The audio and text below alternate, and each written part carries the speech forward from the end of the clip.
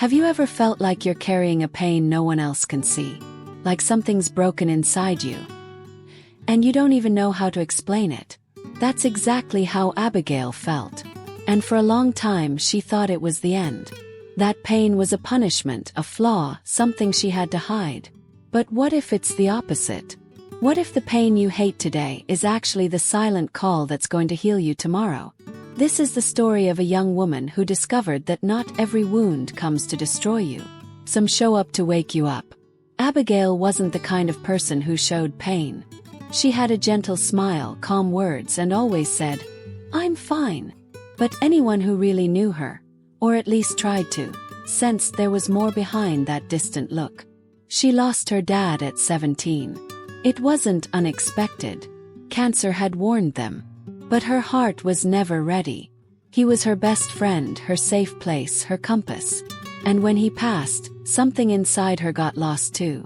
It wasn't soap opera crying. It was silence.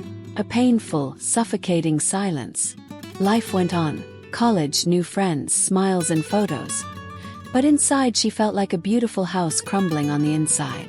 At 23, living alone in a big city, Abigail worked as an assistant at a publishing house. The job was good, the pay decent, and she even got compliments. But deep down, everything felt meaningless, like life had lost its color. And she didn't even know what she was searching for anymore. Some nights she'd wake up with a heavy chest and a need to cry without knowing why. She'd turn on the light, grab a notebook, and write scattered phrases. Things from the soul, like hidden prayers. God, can I still be healed? Will this ever make sense? I just want peace.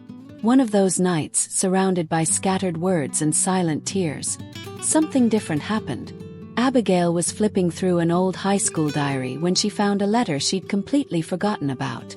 It was from her dad, written shortly before he passed, left between books like someone planting hope without rushing. Her hands trembled as she read, "Daughter, if you're reading this, it's because life went on, even without me. And if there's one thing I want you to never forget, it's this. Pain is also a seed. Plants faith, plants strength. And one day, it blooms." The words hit her like a whisper from heaven. It was like he knew she'd need those words at that exact moment. The next morning, Abigail wasn't a new woman. But something had shifted. Small, maybe invisible, but real. She felt the urge to go to church after years away. She sat in the back, no plans to talk to anyone. She just wanted to be there. And when the pastor started preaching, it felt like every word cut through her inner walls.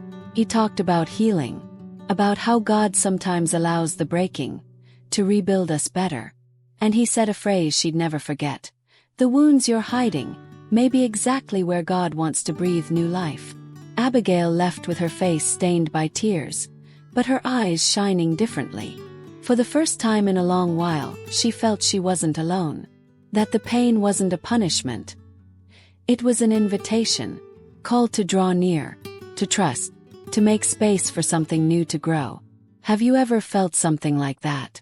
That the thing that's hurting you might somehow be the beginning of a transformation? Share in the comments if this has ever touched your heart. Sometimes, talking about pain is the first step to healing what we didn't even know needed healing. In the days that followed, Abigail started writing again. Not just scattered phrases but full pieces. Texts about pain, loss, faith, and new beginnings. At first, she didn't show anyone. It was just for her. It felt like every word helped stitch together the broken parts. Writing became a way to pray. And one late afternoon, in a small and almost empty cafe, she met someone who would change everything.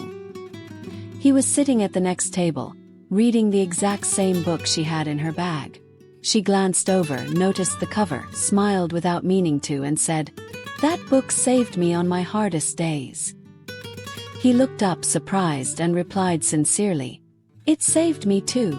The conversation started with literature, but within minutes, they were diving into deeper topics. Pain, faith, losses that left a mark. And in that unexpected dialogue, Abigail felt something new. Connection. It wasn't romance. It was recognition. Like meeting someone who also knew the dark valley but still chose to walk through it. In the days that followed, that cafe conversation happened again. Different tables, different times, but the same eyes that didn't need many words. His name was Caleb, a calm-eyed guy with a story just as marked by scars. He lost his mom as a kid, carried guilt for years, and found strength again through faith. He didn't talk about it easily, but with Abigail, the words found their place. It was like, for the first time, both had permission not to pretend, not to hide behind rehearsed phrases. And that safe space, built in everyday simplicity, became fertile ground for something new. Abigail began sharing her writings with Caleb. At first, embarrassed, almost apologizing for feeling too much, for writing too much. But he read everything carefully, offering not just compliments, but thoughtful questions, reflections, even respectful silence when needed. "Have you ever thought about publishing this?" he asked one day, after reading a piece about how God rebuilds us in silence. She shrugged, unsure if she was good enough. He replied with a sentence that shook something deep in her. "Maybe the world is waiting for someone who writes like they heal." Those words stuck with her. Deep down, Abigail knew she didn't write to be famous. She wrote because that's how she breathed. But something inside her, which once only wanted to hide, began to lean toward the light. Slowly she started, picking the most honest texts, organizing them with care, and created a small page online. No big expectations, just wanting to share with others what once helped her not give up. The name of the page: Flowers from the Silence. Because it was there, in the soil of her pain, that the first seeds began to sprout. The first few weeks were quiet. Few likes, a handful of comments. But what moved Abigail the most were the private messages. Strangers saying they cried reading her words. People who found comfort, faith, courage to keep going. And she understood with a full heart that the calling wasn't about numbers. It was about purpose. About serving through what hurt, what broke, what God restored. But not everything was smooth. Over time, the exposure brought doubts, criticism, and insecurity. An old college classmate left a harsh comment, saying she was just romanticizing pain, and that everyone suffers, no need to make a show of it. That hit harder than it should have. Abigail stopped writing for days, wondering if it all made sense. If maybe she was exaggerating. Caleb noticed the silence and asked what happened. He told him. And he, with the same calm as always, said, "What comes from heaven doesn't need earthly validation. If God planted it, He'll sustain it." Those words brought Abigail back to what mattered. She realized even discouragement is part of the process. That even when you're on the right path, there will be resistance. But a true calling has deep roots. And roots don't shake easily. It was during that up and down season that Abigail had a dream. One of those dreams that makes you wake up with tears in your eyes and a full heart.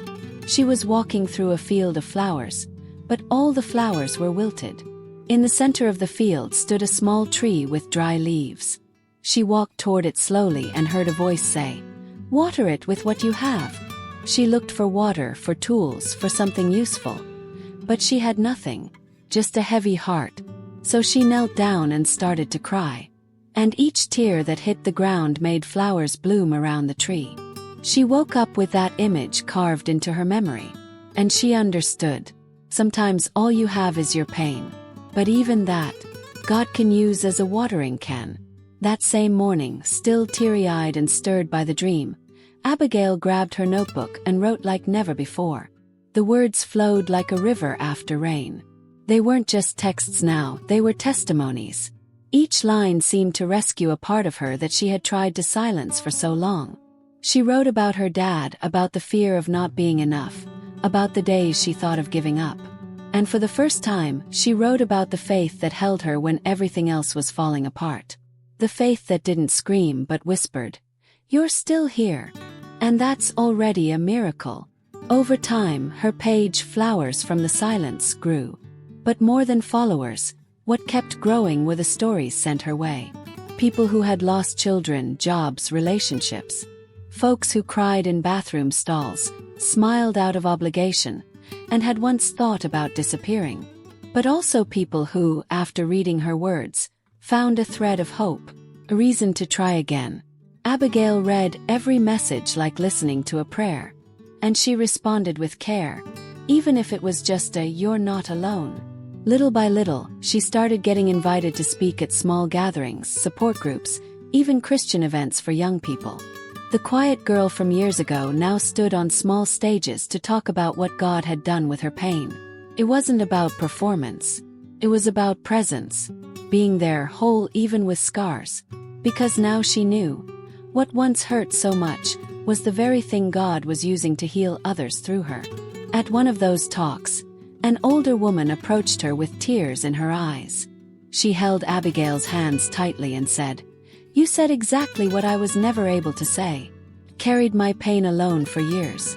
And now I understand. It brought me back to God." Abigail smiled, and in that moment, she felt that everything, even the hardest moments, made sense. The pain wasn't the end. It was the way. And the way led to healing. On a cold night back home, Abigail lit a candle, grabbed her notebook, and wrote on the last page, "The pain I hated brought me here, brought me back to myself, and taught me that God doesn't waste suffering. He transforms it."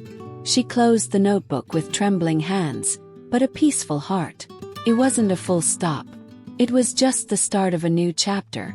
A few weeks later, Caleb invited her to go on a retreat with him. A weekend away from the city, in a quiet, simple place surrounded by nature. She hesitated at first. Silence still brought back tough memories, but decided to go. On the second day, during a solo walk in the woods, she saw something that stopped her in her tracks. It was an old tree, broken in the middle, its trunk cracked wide, but with branches full of flowers. She walked up slowly, touched the wounded bark, and smiled. Right then, she felt God speaking to her again. Because that tree was her. Marked, yes, but alive. And blooming. Standing in front of that tree, Abigail prayed silently. "Thank you for not letting my pain go to waste." It was a short prayer, but loaded with everything she had lived through. And at that moment, she understood that healing isn't a destination. It's a process, journey. Sometimes painful, sometimes lonely, but always guided by grace. If this story touched something in you, maybe it's time to look at your own pain differently. Not as an enemy, but as a reminder that there's a bigger calling waiting for you. A purpose hidden in the ruins. And if you feel like you're in that process right now, stay. Because tomorrow might bloom from what still hurts today. Abigail came back from that retreat with sharper eyes. Not to problems, but to signs. Sometimes God speaks through a tree, a silence, or a random phrase at a cafe. And that's how she started living. Present, open, available. She still had hard days, of course. She hadn't become immune to pain. But now she knew what to do with it. She didn't shrink anymore. She wrote. She shared. She prayed. Day by day, her words reached further. Not because they were extraordinary, but because they were real. And nowadays that's rare. Months later, a small publishing house, one committed to faith-based projects, reached out to her. They had read her work online and wanted to talk about turning her texts into a book. Abigail was in shock. For so long, she believed she had nothing worth telling. And now, someone saw value in the most painful parts of her story. She prayed before answering. And once again she asked for peace, the kind she had learned to recognize as God's yes. And peace came. The process of writing the book was intense. Reliving certain moments took courage. But she knew each chapter was a seed planted in fertile ground. When she finally held the first printed copy in her hands, she cried. Not out of sadness but recognition. The cover was simple, with a carefully chosen title. Flowers from the Silence. The Pain That Healed Me. It felt like a seal on everything she had lived through. A reminder that God writes books with pages we once tried to tear out. At the book launch, Abigail was scared. Scared of being vulnerable, scared of judgment, scared no one would show up. But the room, small as it was full. Teary-eyed people, long hugs, heartfelt questions. She spoke from the heart, as always. No rehearsed speech. Just her story. And at the end, a 16-year-old girl walked up, shaking. She handed Abigail a letter and whispered, "I almost gave up until I found you." Abigail gripped her hand firmly. She didn't say much.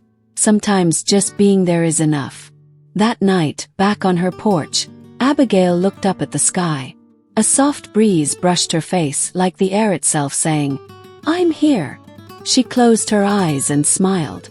She thought of her dad, a letter, pain, and how it all led her to this moment. Then she whispered to herself more than to the world, "If I had to suffer, at least let my pain heal someone else." And she knew without a doubt it already was. And you? Have you ever thought that the pain you hate might be carrying a calling waiting to bloom? That maybe, someday, what hurts today will be the exact thing that heals someone through you? Don't ignore that possibility. Because with God, nothing is wasted. He's an expert at turning tears into purpose. If this story spoke to your heart, consider subscribing to the channel. We share stories of hope like this one because we believe the right words can change everything. You might be the next to be touched, or maybe the one who touches others with what you've lived. Share this story with someone who's going through a tough time. Sometimes a simple video can be the start of a new journey. Abigail didn't stop after the book. She kept writing, guiding support groups, speaking at events, but above all, she kept listening. Because deep down, the greatest healing came when she realized she didn't need to be strong all the time, just honest. And when we're honest with our pain, God is faithful with His answers. This story isn't about heroic overcoming. It's about surrender. About admitting, yes, it hurt, but God was there. And He still is. You may not see it now. It may feel unfair, confusing, overwhelming. But don't give up. Because tomorrow might be the day that pain begins to bloom. And when it does, it'll all make sense. A sense only heaven can explain. Over time, Abigail realized that true healing wasn't a single moment, but a series of small miracles in everyday life. Coffee with someone who understands your silence. A tearful text that brings peace to someone else. A Bible verse that leaps off the page exactly when everything seems to fall apart. She learned to find beauty where she once saw only pain. And more than that, she learned pain can be a divine language, a way for God to touch the most hidden hearts. She began visiting hospitals, recovery homes, and Christian therapy groups, not as a speaker, but as someone who sat beside others. She listened, cried with them, and said simple soul-deep things. I know how it hurts, but I also know how it heals. In one of those meetings, a tired-eyed young woman said, "But I lost everything." Abigail held her hand, looked into her eyes, and replied, "Sometimes losing everything is how we find out God is what's left. And He is enough." These conversations weren't about religion. They were about the soul, about finding meaning in the broken pieces. And that's when Abigail truly understood her ministry. Not on stages, not in books, not in followers, but in human connection, in presence. Her testimony became a bridge. And the girl who once wanted to run from pain now helped others heal through it. One ordinary morning, while organizing her things for a new project, she found an old photo. She was next to her dad, smiling, hair pulled back, eyes full of light. Beside it, he had written a note. "You're going to grow up and change the world with a heart. Never forget who you are." Abigail cried reading it. Not out of sorrow but confirmation. He had seen something in her that she hadn't seen yet. And now, years later, it all made sense. She understood the biggest transformation doesn't happen when pain disappears, but when it changes roles. When it stops hurting and starts teaching. When it stops being a wound and becomes a testimony. Abigail's journey was never about perfection. It was about surrender. About realizing we don't have to face everything alone. Sometimes all we need is to let God remake us. In His time. Later that day, she got a message from Caleb. "Have you realized all of this started with a forgotten letter?" She smiled, typed back yes, and looked up at the sky. Because now she knew. Nothing is forgotten by God. Not a single tear, not one silent moment, not a muffled cry. everything is kept. And in the right time, He transforms it. If you made it this far, maybe you're going through your own pain right now. Maybe you don't see flowers yet or feel any comfort. But I want to remind you, with all the love in the world, that God is still writing your story. And if He's still writing, then it's not over. The pain that feels like it's tearing you apart today might be the very place where healing begins. And maybe one day you'll look back and understand it was God calling you, even when it felt like He was silent. If this story spoke to you, stay with us. Here we tell real stories of transformation, faith, and new beginnings. Subscribe to the channel and turn on notifications so you don't miss the next videos. And if you know someone in pain right now, share this video. It might be exactly the word they need today. Abigail moved forward, but never like before. Now she carried not just scars but flowers. Flowers that grew from silence. Flowers that bloomed where there was once only pain. And now, they bring beauty to the path of those still searching for hope. Because in the end, the pain you hate today really might be the calling that heals you tomorrow.